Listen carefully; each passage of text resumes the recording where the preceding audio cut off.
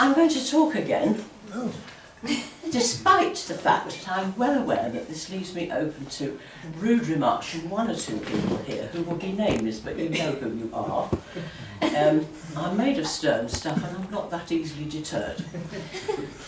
But this will be, some of the rest of you may be relieved to hear, the third and final time that I tell you about working with children with special educational needs. When I spoke last time, it was fairly cohesive, because I was talking about maths and it was all maths related. Pardon? Maths is cohesive, yes. It's a sort of subject. Maths is, yes. Well, this is less cohesive because it's a few odds and ends. But I'm starting talking about spelling, and I sometimes think the language that we use with children is more confusing than helpful. I had a little girl who was 8 and she'd gone through the infants and she hadn't picked up any phonics, really, so I was doing it with her in the juniors, and I wrote an S on the whiteboard and I said, like you do, what sound does that letter make? Hoping that she was going to say S. What she actually did was put her head down on the board to listen to it, which may explain why she hadn't picked up any phonics in the infants. But conversely, I had a little boy with whom I was doing S blends, that's st, sm, sn, that sort of thing. And I said, wrote ST on the whiteboard, and I said, what sound do those two letters make when they're together? And he said, perfectly correctly, Saint, because we were in a Catholic school and on his jumper it said St Winifred's. You ask a silly question, you get a silly answer. I had a little boy I was doing initial letter sounds with, and we were playing I Spy. And we had a picture, and he'd thought of something that started with a F. So I'm naming all the letters, all the things in this picture that start with an F, but I was on a hiding to nothing, because what he was looking at, it was a strawberry. So I was a strawberry, I was never going to get it. I had a 10-year-old who was trying to write the word any, and came out with the classic question, is it one E or two? So I broke it to him that there were no E's in any, and wrote it down and showed him how it looked, and he was highly indignant. It's not how the way I spell it, he said. Well, no, that's why you're coming to me. Some of you may remember the little boy who had Quickie, the rabbit who was very good at money, and he had Asperger's, not the rabbit, the little boy, and so had a different take on the world, rather. And I was explaining to him one day that if you don't know how to spell a word, it's sometimes a good idea to write it down 2 or 3 ways and look at it, and sometimes one of them will jump out at you as being the right way. But he said, isn't that cheating? Which I thought was very sweet, because it was a strategy I was trying to show him, but he thought you should just know it. Some about capital letters. I was writing the word August, and I said to the 9-year-old boy, I'm going to write August with a capital letter. Why am I going to put a capital letter on it? Because it's winter, he said. Not right on any account. So I said no. I said, why do you put a capital letter at the start of Reese? This was his name. So as not to muddle it with the other one, he said, because there was another boy in his class who had the same name and he thought he had the one with the capital letter on. Similarly, the teacher, and a lot of the children on the Oxford Reading Tree scheme, and the teacher in that is a lady called Mrs May, and she appears in a lot of the stories. And so we had read it a bit, and I said to this boy, why does Mrs May have a capital letter? Because she's blowing the whistle. The rest of these come under the heading, I think, of I see where you're coming from, but that's not actually quite how it is. One of the little girls I worked with, she was 10, and in a misguided effort to raise her self-esteem, I said, even Mr Matthews, this was the head teacher, even Mr Matthews would have difficulty reading some of those long words. Why, she said, does Mr Matthews need special help too? And I thought, oh God, no, I've started a rumour now that's going to come around, actually, for this head teacher. A little girl whose teacher was pregnant, and she said, I think she'll have a girl, because all ladies who are pregnant have a girl first. And I thought, no, really they don't. I had 3 and they all came out with external plumbing. another little girl who was 10 said to me, you know cancer? Well, they found it, haven't they? And now they've lost it. And I said, what, cancer, the illness? Yeah, she said, well, they found it and now they've lost it again. It could be anywhere. It could be in your garden. Now, what was on the news that day had been something about a specific cancer and a link with the human genome. And I think we were talking about the gnome. An 11-year-old whose birthday it was, and I said the right things about his birthday, and I said, it's funny it's your birthday today, because I'm teaching another little boy later on, it's his birthday too. And he was absolutely incensed. He said, do you mean somebody else has got my birthday? Well, yes, because there's more than 365 people in the world. A 7-year-old brought me a picture she'd drawn, a line drawing of the Great Fire of London. And I said, oh, that's lovely. I said, if there's time at the end of the lesson, you can use my felt tips and you can colour small yellow flames coming out of the houses. And she looked at me as I was completely barking. And she said, no, she said, it was in black and white, it was the olden days.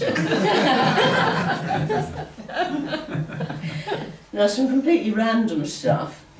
We looked at a riddle. He was 10, this child. I grow on trees, you can eat me. I have pips and a core. Apple. A duck. And he was the same one. I asked what was the difference between a house and a bungalow, and I was told that a bungalow has a chimney. I was also told, you'll be interested to hear this, that you can get vegetarian carrots. That's nice to know.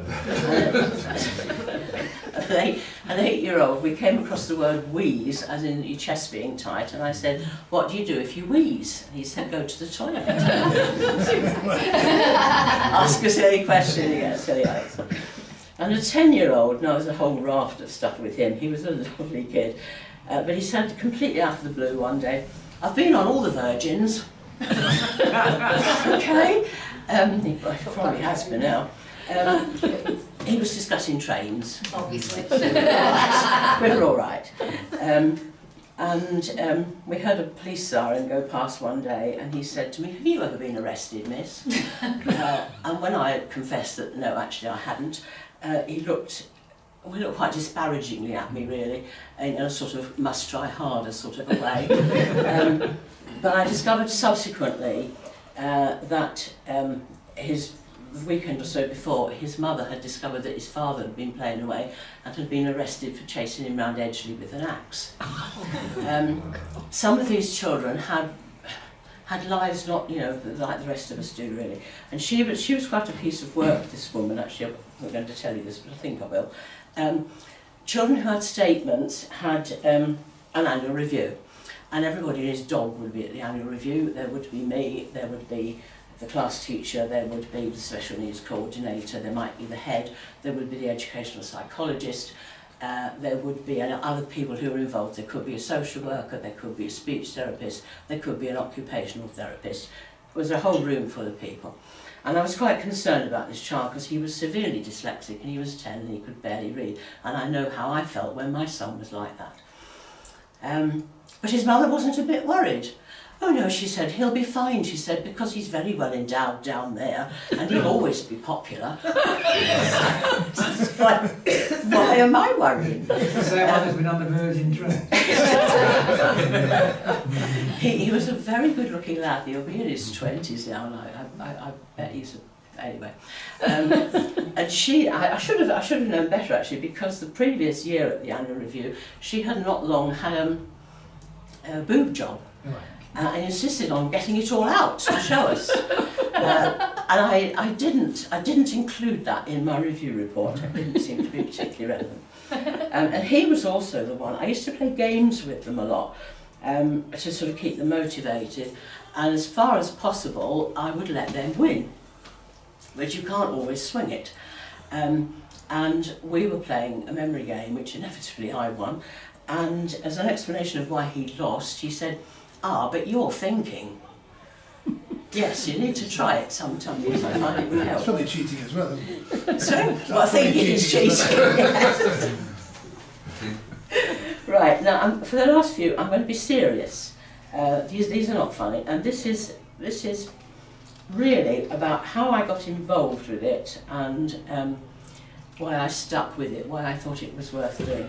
If you're in a mainstream school but you've got special needs, life is not pleasant. You're always wrong-footed, you're a beat behind everybody else, everybody seems to do it, you can't, you get shouted at a lot. If I had £1 for every child that said to me that they didn't like coming to school except on the days when they had me, I could have taken early retirement. And I had a little girl who was 11, and I gave her a piece of work to do to bring back the following week.